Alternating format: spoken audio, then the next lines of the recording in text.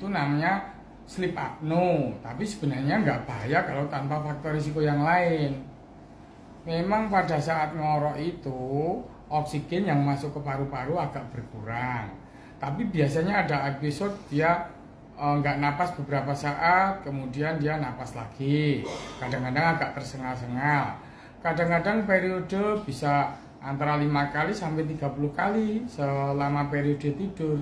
Itu menyebabkan tidak bisa tidur nyenyak. Sedangkan tidur itu kan ada ada 4 siklus.